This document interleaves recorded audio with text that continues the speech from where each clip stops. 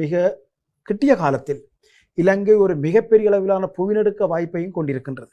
அல்லது ஒரு மிகப்பெரிய புவிநடுக்க நிகழ்வு இலங்கையில் எண்ணுக்கணக்கான உயிர்களை பலியெடுக்கின்ற நிகழ்வும் இருக்கின்றது. ஏனென்றால் உண்மையில் இலங்கைக்கு கீழாக அல்லது இலங்கைக்கு அண்மித்த இந்திய கவசத்தகட்டோடு சேர்ந்த பகுதிகளில் மிகச்சிறிய அளவிலான நிலநடுக்கங்கள் இடம்பெற்று கொண்டே வருகின்றன.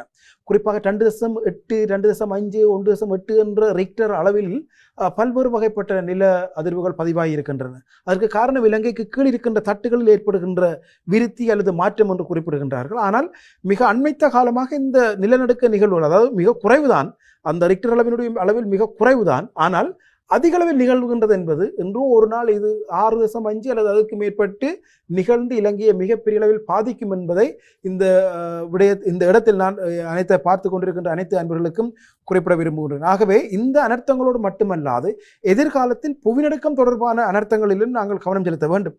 உண்மையில் கடந்த ஆண்டு வவுனியாவில் நிகழ்ந்த ஒரு புவிநடுக்க நிகழ்வை நாங்கள் குறிப்பிட முடியும். மரக்காரம்பளை பிரதேசத்தில் நிகழ்ந்த நிலநடுக்க நிகழ்வை நாங்கள் குறிப்பிட முடியும். ஆகவே இலங்கைக்கு மிக அண்மித்த காலமாக, குறிப்பாக கடந்த 5 ஆண்டுகளாக மிகச் சிறிய அளவிலான நிலநடுக்கங்கள் தொடர்ச்சியாக அதிக அளவு இடம்பெற்று வருகின்றன. இதனுடைய தொடர்ச்சி என்றோ ஒரு நாள் மிகப்பெரிய அளவிலான நிலநடுக்கம் இருப்பதற்கான அறிகுறியே. ஆகவே இன்றிலிருந்தாவது இது தொடர்பாகவும் இலங்கை அரசாங்கம் விழிக்க வேண்டும் அல்லது இதை கவனித்துக் கொள்ள வேண்டும். ஏனென்றால் அந்த நிகழ்வு நிகழ்ந்ததன் பின்னர் ஏற்படுகின்ற விடயங்களை விட அந்த நிகழ்வு தொடர்பாக ஏற்கனவே மக்களுக்கு போதுமான அளவு விழிப்புணர்வு ஏற்படுத்தினால் அதன் மூலம் ஏற்படக்கூடிய பாதிப்புகளை குறைக்க முடியும். பொதுவாக இந்த நிலநடுக்கத்தினுடைய பாதிப்பு என்பது, முன்னறிவிப்பு என்பது மிக மிக குறைவு.